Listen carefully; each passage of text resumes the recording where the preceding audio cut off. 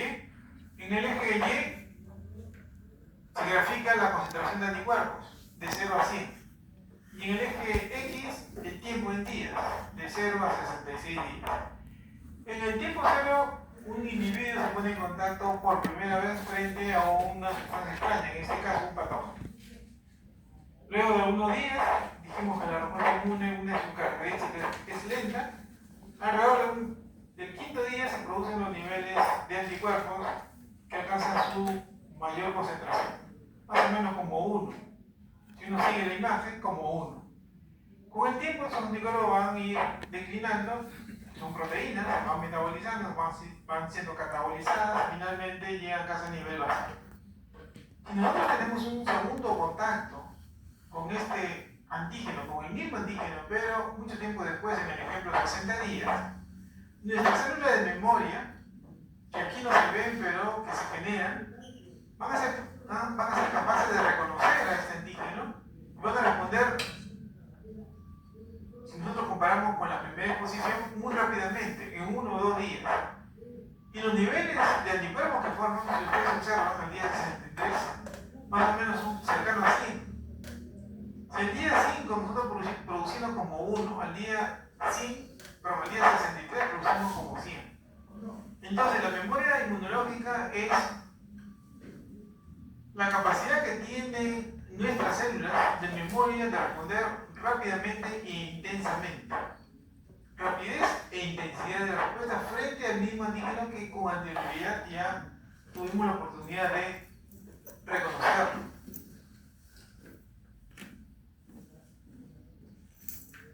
Y finalmente tenemos nosotros la tolerancia. En este caso, la autotolerancia. Nosotros estamos constituidos por células, por moléculas, y formamos un sistema inmune. Y el sistema inmune reconoce lo extraño, pero también tiene que reconocer lo propio, reconocer nuestros propios tejidos, órganos y células. Este es un experimento de los años 50 del siglo pasado. Ustedes tienen ahí un ratón blanco o gris que dice cepa A. De ese ratón, el experimento consistía en extraerle piel y trasplantarle a otro ratón de la misma cepa A. Ustedes observan que ahí le hacen el trasplante, le cogen y observan durante 10 días. Al cabo de 10 días se observa que el tejido trasplantado fue aceptado por el ratón. En el caso de la imagen del centro, tienen ustedes un ratón de la cepa B, en este caso el ratón es negro. Igualmente, un ratón de la cepa B dona la piel a otro ratón de la cepa B, y al cabo de 10 días se observa que se acepta el tejido trasplantado.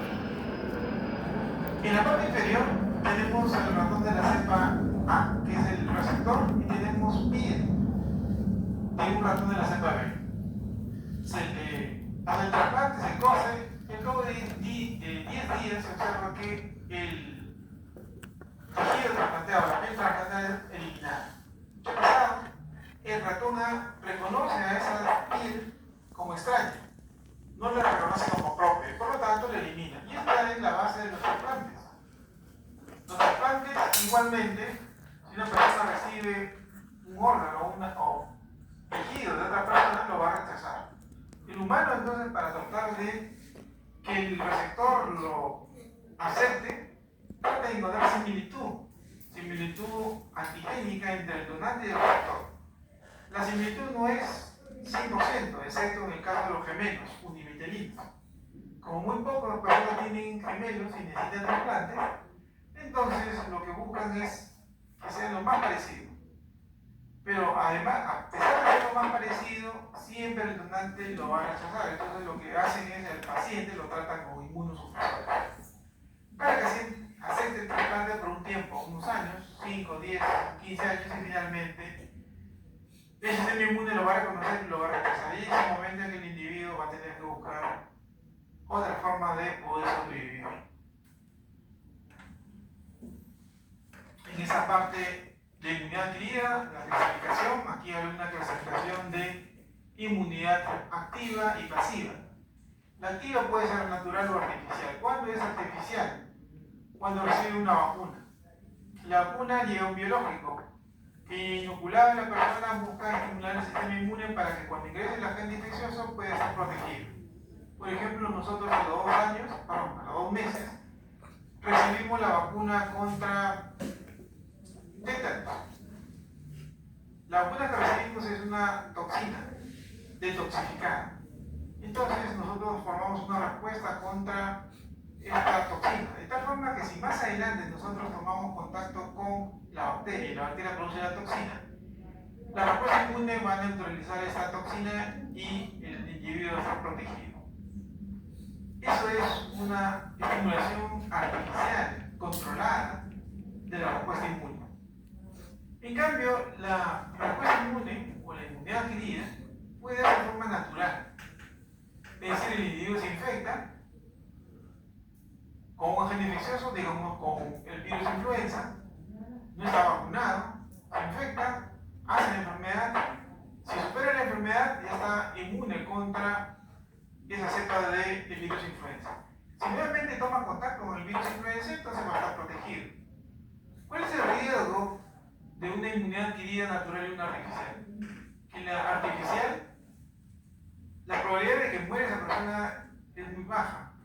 De que haya efectos adversos, lo más probable es que haya efectos adversos leves, excepcionalmente moderados y muy raramente graves. En cambio, si yo tengo el concepto que mi sistema inmune me va a proteger y me infecto profusamente para no vacunarme, corro el riesgo de que me infecte, haga la enfermedad y me muera.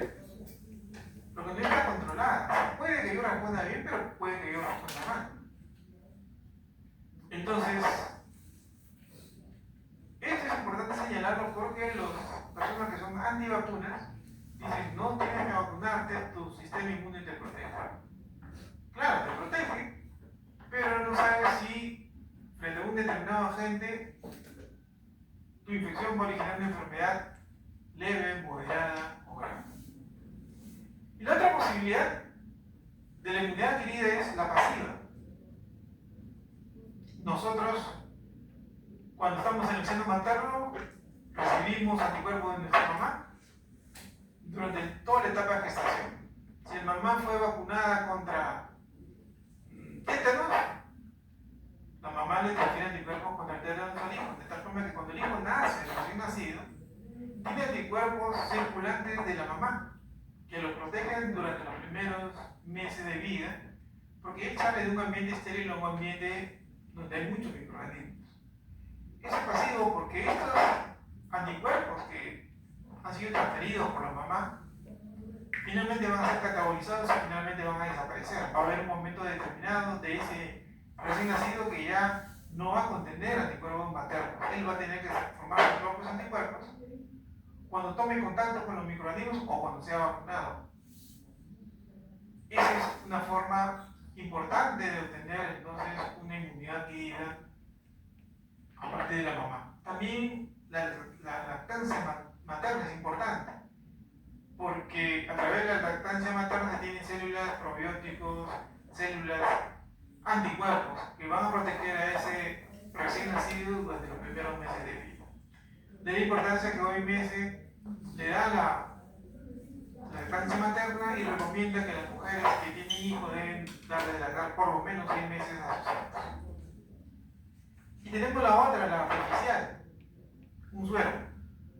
Un suero que ha sido producido en otra persona. Antiguamente se producían esos sueros en animales, todavía se siguen produciendo, pero cada vez se usan menos en humanos. Esos sueros tienen anticuerpos contra un agente determinado. Por ejemplo, una persona tuvo un accidente y hay la sospecha que puede tener o desarrollar tétanos y no se sabe su condición de inmunización. Entonces la solución a esa situación es transferirle suero conteniendo anticuerpos contra la toxina tetánica. Le transfieren ese suero, le inyectan ese suero, y ese suero neutralizará si es que el individuo efectivamente fue infectado por Clostridium tetani. El Clostridium produjo su toxina, entonces esos anticuerpos que no son de él le van a permitir neutralizar la toxina. como todos los anticuerpos, van a ser metabolizados, van a ser eliminados al cabo de un mes. Es decir, a este individuo lo protegió, pero con el tiempo nuevamente quedó desprotegido. Ese individuo tiene entonces que vacunarse para formar anticuerpos. Él mismo ya no prestarse anticuerpos. Entonces, cuando hablamos de una inmunidad activa, una inmunidad adquirida activa, hablamos de que el individuo es capaz de generar memoria inmunológica. En cambio, la inmunidad pasiva no se forma memoria inmunológica, se adquiere el producto, células, en este caso moléculas como son los anticuerpos. Esa es la gran diferencia entre la activa y la pasiva. Bueno, hemos terminado entonces la sesión inaugural 1.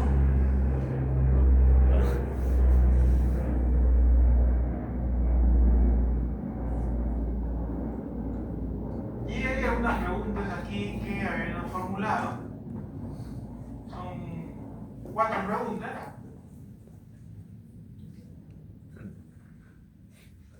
Ya respondimos la segunda.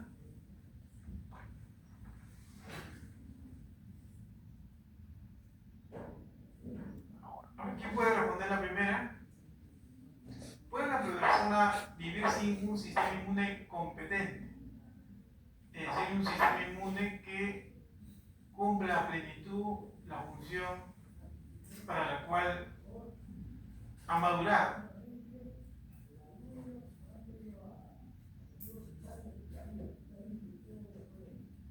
¿Andrés? Bueno, si en este caso se puede vivir con un sistema inmune competente. ¿Cuál fue la respuesta? Es decir, responde la pregunta que si una persona puede vivir con un sistema inmune competente. No, sin un sistema inmune competente. Sí, No tiene. Entonces, el riesgo es muy alto. Por ejemplo, los inmunodeficientes tienen la posibilidad de infectarse. Dependiendo de la virulencia de la gente, pueden en algunos casos manejar el microorganismo y sobrevivir, pero si le choca un microorganismo virulento o moderadamente virulento, puede que no la cuente. Y la persona se enferma y puede morir. Por eso que los inmunodeficientes tienen que ser tratados para volver a la condición de competencia. La tercera pregunta. ¿La vacuna contra la hepatitis A me protege contra la hepatitis B? ¿Por qué no? ¿En qué propiedad de las mencionadas se basa esta propuesta? ¿No? Porque serían diferentes cepas, son diferentes. Pero nosotros mencionamos 4 características de la respuesta inmunitaria adquirida. Especificidad. Entonces es la característica de la primera, la especificidad. Los antígenos que expresan el virus de hepatitis A son diferentes a los que expresan la hepatitis B. Por lo tanto, si yo me vacuno contra la hepatitis A, yo voy a formar anticuerpos contra la proteína de la hepatitis A, el antígeno de la hepatitis A. Y ese anticuerpo no va a reconocer al antígeno de la hepatitis B, porque es diferente. Es como si en esta imagen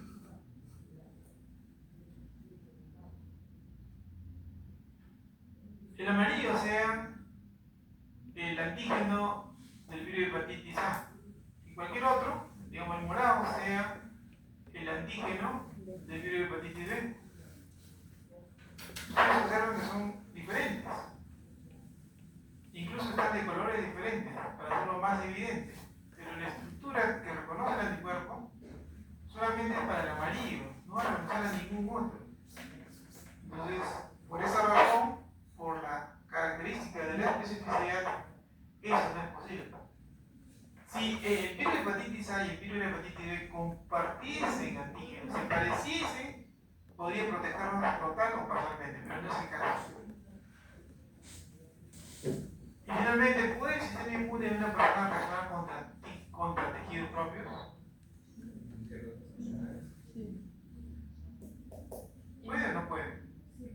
En una persona sana no, porque existe la autotolerancia. Entonces, por la autotolerancia no, pero cuando se pierde la autotolerancia, ya veremos luego cómo es posible perder esa autotolerancia. Sí. Y en ese caso, desarrollamos una enfermedad autoinmunitaria. Entonces, para concluir, jóvenes, con esta sesión, ya son 7:30, el sistema inmune nos protege contra lo extraño, es de la función, pero también es capaz de discriminar entre lo propio y lo ajeno, entre